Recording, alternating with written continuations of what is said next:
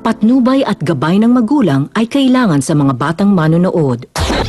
Ngayong gabi sa Anggulo, tampok si Senador Ferdinand Bongbong Marcos Jr., ang kaisa-isang anak na lalaki ng dating Pangulong Ferdinand Marcos. Bata pa lang si Bongbong Marcos, bahagi na ng buhay niya ang politika. Lumaki siya sa madilim na bahagi ng ating kasaysayan.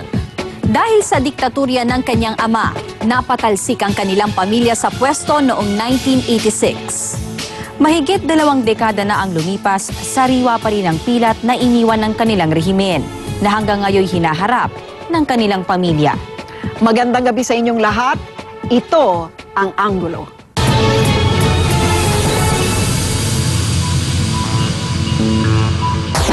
(1986) nang patalsikin ng libo-libong mga Pilipino ang mga Marcos sa pamamagitan ng EDSA People Power Revolt. At sa kanilang pagbabalik, sila'y inusig ng publiko dahil sa umano'y katiwaliang naganap noong Pangulo pa si Ferdinand Marcos Sr. Maaring maihalin tulad ang karanasan ng pamilya Marcos sa naging karanasan ni dating Chief Justice Corona. Ang tanong ng ilan, isa ba ito sa dahilan kung bakit ibinigay niya ang kanyang simpatsya kay Corona sa nakalipas na impeachment trial?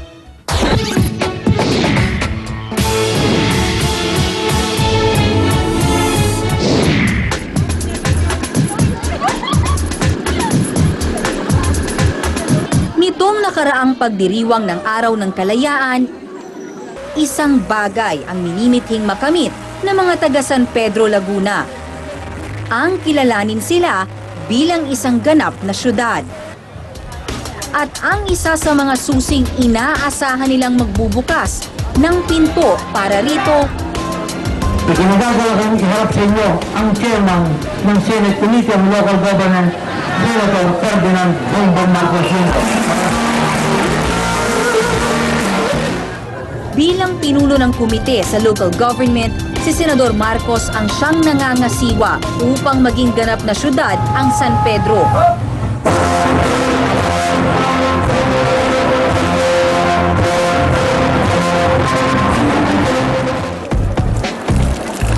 Masama ang panahon ng umakyat sa entablado ang senador. Ito po yung ulan ay tinatawag namin dati Marcos Weather. Dahil pagka ang isang Marcos ay tatayo para magsasalita, habang nagsasalita ang Marcos, tignan niyo po, nawawala ang ulan. At ilang sandali lamang, tumigil na ang ulan. Ang kalayaan ay dapat na may katumbas na katiwasayan ng buhay dahil higit na masarap tikman ng kasarindan kung hindi kumakalam ang sikmura. Bago tapusin ang kaniyang talumpati, binigkas niya ang mga salitang unang sinambit ng kaniyang ama noong una itong naging presidente. This nation can be great again.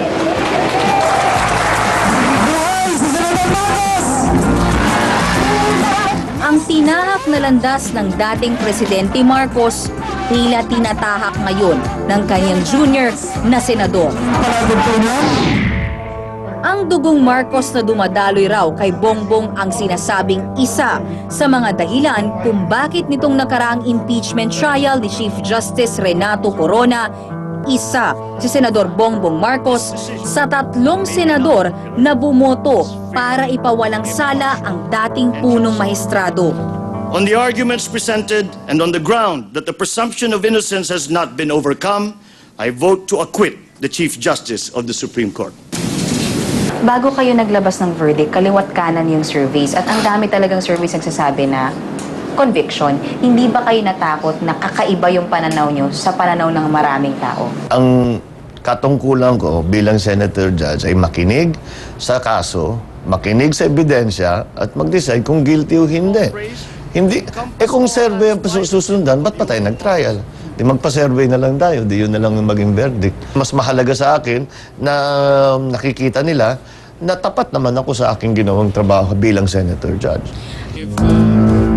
Hindi kaila sa taong bayan na ang pamilya Marcos mismo ay humarap sa mga kasong katiwalian. matapos mapatalsik sa pwesto si dating Pangulong Ferdinand Marcos noong 1986. Ang naging kalaban nila noon si dating Pangulong Corazon Aquino, ang ina ni Pangulong Noynoy na lantarang ipinakita ang pagkadismaya sa dating Chief Justice.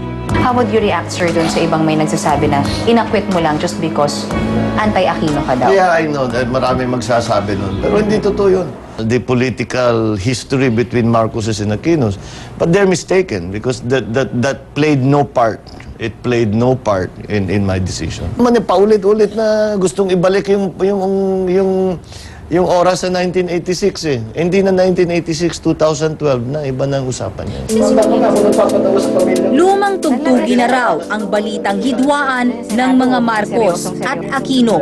24 na taon na ang lumipas mula noong 1986. At para kay Senador Marcos, malinis ang kanyang konsensya. Walang pinagbago sa pagkailalim ng sino mang presidente, kung sino at saka sino mang senador. The fact that there is an Aquino in the palace makes absolutely no... I know mahirapan yung sasabihin na hindi totoo, pero talagang totoo ito. Nag-usap na kayo, sir, ni Presidente? I mean, nagkakausap kayo about legislation? Wala? Hindi. Never pa, sir? No, never. Ngunit hindi man nakakapag-usap si Pangulong Aquino at Senador Marcos, saksi naman tayo sa palitan ng patutsyada nila sa media. The celebration of the event of 86 just remind us how much work needs to be done. Sabi ko nga, kung hindi nag-EDSA 1, kung natuloy yung mga plano ng aking ama, palagay ko na para tayong Singapore na ngayon. Nagkaroon sila ng pagkakataon na para magkaroon tayo yung may angat ang ating ekonomiya. Pero yung resulta naman ho talaga. After 14 years, from 72 to 86, tayo di ba napapag-iwanan na ng lahat. At hanggang sa ngayon, dami pa rin ho nating binabayaran na pinagmulan. Mali panunungkulan. We will have to, maybe we'll discuss it over a cup of coffee one day. Ayoko magsalita dahil sasabihin ang personal at todo. Ako po'y hindi pa Pangulo. Ano naman po niyo yung opinion ko. Personal ko, hindi pa rin ho nagbabago. Ayon sa kasabihan, history repeats itself. At sa politika ng Pilipinas, isa itong matingkad na katotohanan. Taong 1968, nang maging senador si Benigno Aquino Jr. sa ilalim ng Administrasyong Marcos. Taong 2010, nagbaliktad ang tadhana. Ang apelyidong Pangulo noon, senador na ngayon. At ang senador noon, Pangulo na ngayon.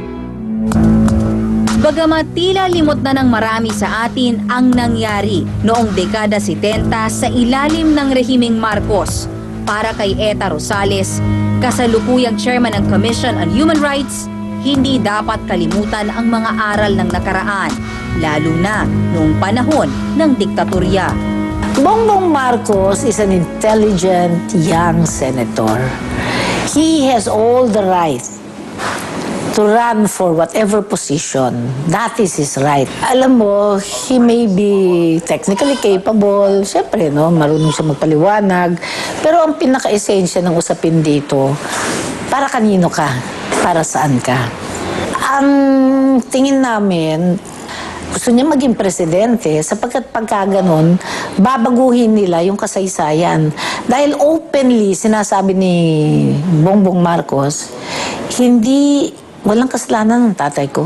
Pero did you take it as your responsibility na ikaw ang magbabangon nga doon sa pamilya nyo after the 1986 experience? Not particularly. I mean, I knew I had a part to play. I tried to play that part as best as I could. But, you know, we are all political personalities, let's say. Ang sa tingin ko, we'll have to do something. May gagampanan ako sa pagtulong sa pamilya. Sa nabuong reputasyon ng mga Marcos sa kasaysayan ng Pilipinas dahil sa martial law, magpapatuloy raw sa serbisyong bayan para maisalba ang nadungisang pangalan. Our family was put on this earth to serve. Whatever we are as Marcoses, it came from the people.